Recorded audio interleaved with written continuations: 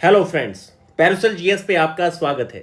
मित्रों, इस वीडियो में हम लोग बात करेंगे ये जो 38 मार्क्स का प्रश्न आपका आता है, आखिर किस तरीके से आप इसमें ज़्यादातर मतलब आयाम को जोड़ सकते हैं, किस तरीके से आपके लिए आसान हो जाएगा एक प्रश्न को लिखना और आप ज़्यादा से ज़्यादा अंक कैसे प्राप्त करेंगे। तो मल्टीपल इसमें जो सारे पॉइंट्स हैं उस पर हम लोग डिस्कशन करेंगे और इसमें एक मैंने मंत्रा भी बनाया है, तो वो मंत्रा भी आपकी बहुत ज़्यादा मदद करेगा।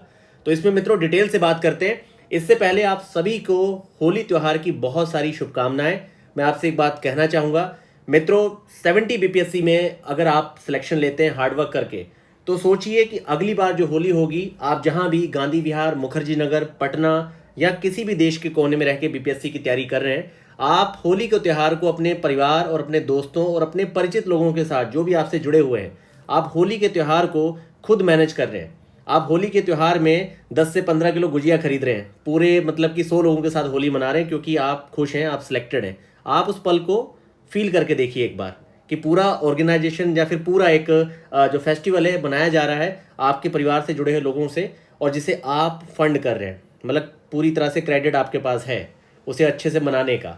मैं बस आपको यहाँ पर एक थोड़ा सा फील देना चाह रहा हूँ कि सिलेक्शन की तरफ पूरी ताकत के साथ, ईमानदारी के साथ इफर्ट करिए, और बाकी अगले 2 या 3 दिन तक ही हम लोग फाइनल शिखर बैच में आपका एडमिशन लेंगे। तो ये आपके मार्क्स को बढ़ाने के लिए अपने आप में एक बहुत बड़ी इनिशिएटिव है, क्योंकि इसमें हमने कॉपी रिव्यू, मॉडल आंसर दोनों के लेवल पे आप किस तरीके से आयाम बुन सकते हैं, नए आयाम बना सकते हैं, इन सारे विषयों पे हमने काफ़ी बारीकी से काम किया है और इसमें किसी तरह का ब्रेक नहीं है। तो यहाँ पर बात करते हैं कि आखिर 38 मार्क्स के प्रश्न को कैसे लिखना चाहिए।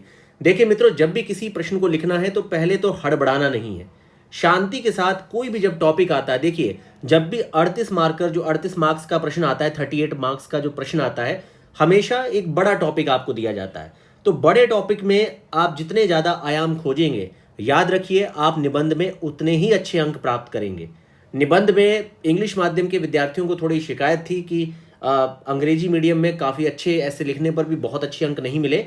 तो देखिए, मैंने कईयों से कहा है कि अगर मान लीजिए आप हिंदी में बहुत सहज हैं और आपकी हैंड राइटिंग पठनीय है, अच्छी है, तो आपको अगर इस तरह का कोई डाउट आ रहा है तो आप लोग हिंदी में भी निबंध लिख सकते हैं। इस तरह का यहाँ पर नहीं है कि आपने GS1 GS2 हिंदी में लिखना है तो ऐसे भी हिंदी में आप GS1 GS2 को इंग्लिश में और अपने निबंध का पेपर आप हिंदी में लिख सकते हैं।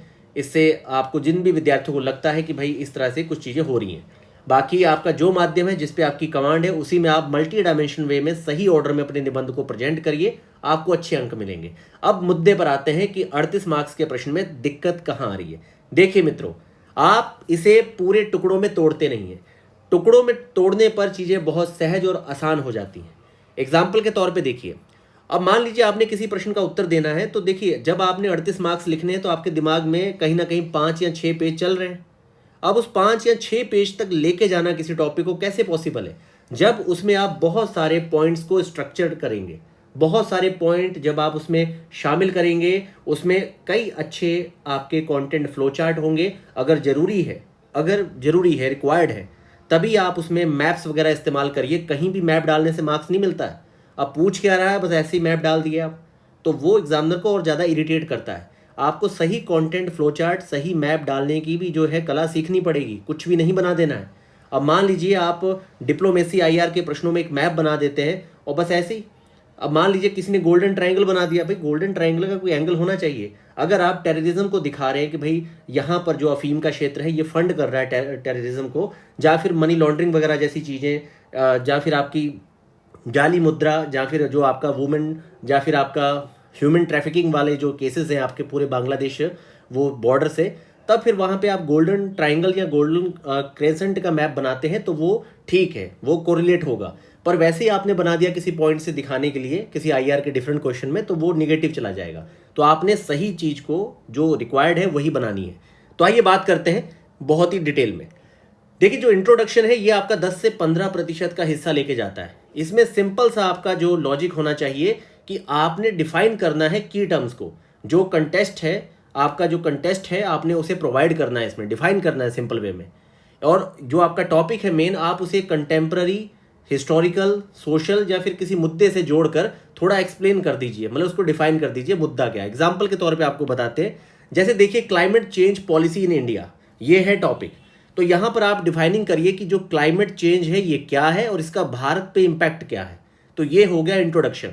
ये उदाहरण मैंने आपको दिया है समझने के लिए कि अगर आपको climate change policies in India पे लिखना पड़े तो आप इसमें सबसे पहले परिभाषित करिए कि भाई जलवायु परिवर्तन क्या है और फिर इसका भारत पे क्या प्रभाव है। ऐसे ही मेन बॉडी पे आते हैं। 70 to 75% ऑफ द आंसर जो है वो आपका मेन बॉडी होती है। इसमें देखिए जितना ज़्यादा आप इसको वेल ऑर्गेनाइज करेंगे, और वेल ऑर्गेनाइज करना और 5 पेज तक जाने में सबसे पहले तो हेडिंग क्या मित्रों, जैसे मैं आपको एक एग्जांपल से बताता हूं। अब देखिए आपने अगर मान लीजिए स्ट्रक्चर करना है पॉलिसी बेस्ड आंसर को, तो उसमें जो आपकी बड़ी हेडिंग्स होंगी, पहला तो आपने उसके बैकग्राउंड पे जाइए। सेकंड है उसका आपने की फीचर जो है पॉलिसी के वो बताए। तीसरे में आप उसके बेनिफिट या इम्पैक्ट, चौथा उसके जो चैलेंज है, और पांचवें में आपने सॉल्यूशन या इंप्रूवमेंट को सजेस्ट किया। और इसके अंदर भी आप छोटी छोटी हेडिंग्स बना सकते हैं। तो इस तरीके से जब आप अपने पूरे प्रश्न को हेडिंग और सब हेडिंग्स में स्ट्रक्चर करेंगे तो आपको अच्छे मार्क्स आएंगे। अब सब हेडिंग किस लिए? क्लैरिटी के लिए। जब आप कीवर्ड यूज करेंगे क्वेश्चन के, मान लीजिए प्रश्न में जो प्रश्न है, आपसे जो क्वेश्चन पूछा गया है आप उसका आंसर कर रहे हैं और उसी से जुड़े हुए आप कीवर्ड्स को इस्तेमाल कर रहे हैं सब हेडिंग्स में, तो एग्जामिनर को लगता है कि सही दिशा में आपका प्रश्न चल रहा है।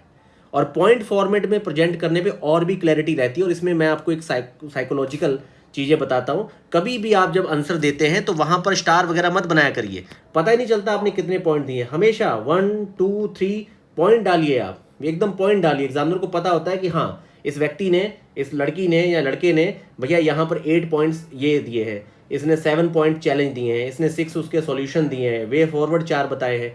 तो ये थोड़ा सा प्रभाव डालता है मानसिकता पे। हमेशा नंबरिंग करिए आप अपने पॉइंट्स की। इसके बाद देखिए डेटा एग्जाम्पल, हमेशा जो आपकी स्टैटिस्टिक्स है, गवर्नमेंट इनिशिएटिव है, केस स्टडी है, उसे आप इंटरलिंक करिए। केस स्टडी, गवर्नमेंट इनिशिएटिव कैसे, इसको समझने की कोशिश करिए।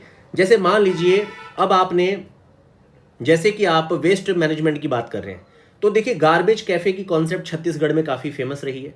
आप स्वच्छता का इंदौर मॉडल दे सकते हैं। एआई बेस पे जो आपका ट्रैफिक कंट्रोल है वो दे सकते हैं। 1 मिनट रूल शिमला में लाया गया था। इवन जंगलों की आग को कम करने के लिए पिरूल होता है चीड़ के पेड़ का, उस पिरूल से इलेक्ट्रिसिटी जनरेट की जा रही है। तो ऐसे बहुत सारे सुटेबल एग्जाम्पल हैं, केस स्टडीज हैं जो आप अपने टॉपिक से रिलेटेड दे सकते हैं। बैलेंस होना चाहिए।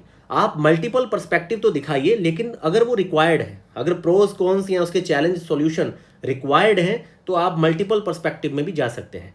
Diagram flow chart if applicable, अगर सच में डायग्राम फ्लो चार्ट की जरूरत है तो आप इसे बनाइए, खास तौर पे ज्योग्राफी में, इन्वायरमेंट में, आर्ट एंड कल्चर में, और स्टेट स्पेशल में तो बना ही डालिए आप इसे।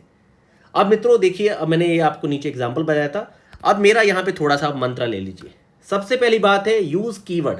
कीवर्ड का बड़ा तगड़ा रोल है। अब मान लीजिए आपको कहीं पर जैसे तकनीक को दिखाना है, अब आप डिजास्टर को दिखा रहे हैं तो वहाँ पे आप ड्रोन्स के यूज़ को दिखाइए। आप सैटेलाइट जो डेटा है किसी भी समस्या को काउंटर करने के लिए, जैसे मान लीजिए लैंडस्लाइड को काउंटर करना है, तो उत्तराखंड की इनिशिएटिव है कि अभी हाल ही में ऑस्ट्रेलिया का रॉक बोल्ट टेक्नोलॉजी इंप्लीमेंट किया गया है to counter the problem of landslide Uttarakhand state में। ऐसे ही बहुत सारे आपके पास ऐसे की टर्म्स होंगे, वो आप इस्तेमाल करिए। तो यूज कीवर्ड, जैसे technology intervention, collaboration with community, ये सब क्या है? कीवर्ड है, कीवर्ड के बंच है, इसे इस्तेमाल करिए। तो यूज कीवर्ड्स। सेकंड है मेंटेन क्लियर हैंड राइटिंग। आप बहुत अच्छा नहीं लिखते, सुंदर नहीं लिखते, पर गिचबिच मत करिए, घास फूस टाइप का मत बनाइए, थोड़ा क्लियर रहे। थोड़ा क्लियर करने के लिए क्या है कि शब्द से गैप बढ़ाइए, लाइन टू लाइन में गैप बढ़ाइए, तो वैसे ही क्लियर दिखेगा। मानते हैं ठीक है सुलेख नहीं लिख पाते, पर पठनीय तो रहना चाहिए, इसलिए बहुत ही क्लियर हैंड राइटिंग करिए, ज़्यादा काटा पाटी नहीं करना है, ठीक है? तो काटना नहीं है। फिर है आपको स्ट्रिक्ट रहना है वर्ड लिमिट के। वर्ड लिमिट पे भी थोड़ा ध्यान दीजिए, क्योंकि जब आप वर्ड लिमिट के कंट्रोल में रहते हैं तो आपके पास समय बचता है बाकी प्रश्नों को भी बहुत अच्छा करने के लिए। और बाकी एक बात और है कि आप हमेशा अंडरलाइन करिए की पॉइंट्स को, ताकि एग्जामिनर को दिखे, उस पूरी भीड़ भाड़ का जो कंटेंट है वो अलग से दिखे कि भाई मैंने ये डाला है, मैंने पिरूल टू इलेक्ट्रिसिटी जनरेशन उत्तराखंड का मॉडल डाला है, मैंने गार्बेज कैफे डाला है छत्तीसगढ़ का, तो अंडरलाइन करिए उस पॉइंट्स को, उससे आपको बहुत अच्छे मार्क्स मिलेंगे। कंक्लूजन की बात करते हैं। कंक्लूजन में मेरा मानना है कि हमेशा आप इसे फॉरवर्ड लुकिंग स्टेटमेंट या फिर सजेस्टिंग करिए बहुत सारे रिफॉर्म्स को, इंप्रूवमेंट को। और दूसरी बात यह भी है कि आप इसे लिंक कर सकते हैं सस्टेनेबल डेवलपमेंट से, कॉन्स्टिट्यूशनल वैल्यू से, इंक्लूसिव ग्रोथ से, भारत के टारगेट जो है 5 ट्रिलियन जीडीपी बनने का, उससे, या फिर हम लोग टारगेट करते हैं, मान लीजिए अगर आपको किसी बीमारी के संदर्भ में प्रश्न आता है तो आप उसमें हमारा जो एलिमिनेशन का उसका टारगेट है टीबी का 2025 है, आप उन सब चीज़ों को टारगेट कर सकते हैं, लिंक कर सकते हैं अपने कंक्लूजन में। ये आपके निष्कर्ष को काफ़ी अच्छा दिखाते हैं। तो ये सारी बातों पे आप ध्यान दीजिए। 38 मार्क्स का प्रश्न भी आपके लिए मात्र एक छोटा सा पन्ना बन के रह जाएगा। आप 5 छोड़िए, आप 15 पेज में लिखेंगे। तो ये होता है दिमाग में कि हेडिंग, सब heading, points, flow charts, map और की टर्म्स का पूरा योग। मेरी बात मानिए, 1000 से ज़्यादा की टर्म्स नहीं है। अगर आपको वो रटे हैं, आप कहीं भी खुद ही बहुत अच्छी बैलेंस हेडिंग, सब heading, points, content, flow chart सब कुछ बिल्डअप कर सकते हैं। थोड़ा ध्यान से इस वीडियो को देखिए और हो सके तो 1 से 2 बार रिवाइज कर लीजिए। ये आपको बहुत मदद करेगी। आप आराम से साक्षात्कार दे के आएंगे मित्रों, ये मैं आपसे कहना चाहूँगा।